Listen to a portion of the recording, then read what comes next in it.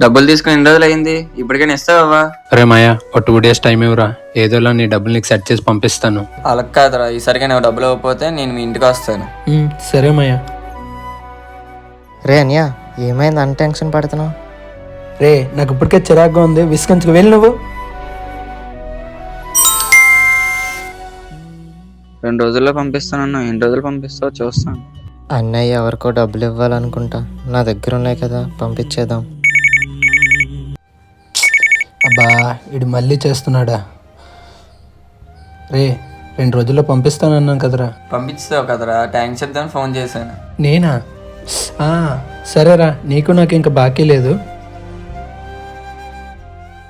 అమ్మా డబ్బులు ఏమైనా పంపించావా?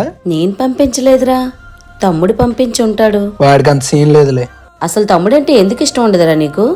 వాడు నీకోసం ఎన్ని చేశాడో తెలుసా? ఇప్పుడు డబ్బులు కూడా వాడే పంపించాడు. ఎన్ని చేసినా వాడంటే ఎందుకు నీకు ఇష్టం ఉండదు?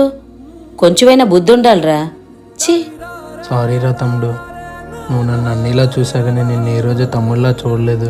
ఈ రోజుల్లో సొంత అన్నదమ్ముల కన్నా బయట వాళ్ళని ఎక్కువగా చూస్తున్నారు. మీ అన్న తమ్ముడు మిమ్మల్ని ఎంతగా ప్రేమిస్తున్నారో తెలుసుకోండి. రక్త సంబంధం అనేది మన జీవితాంతం ఉంటుంది. ఈ వీడియో ప్రతి అన్నదమ్ములకి అంకితం.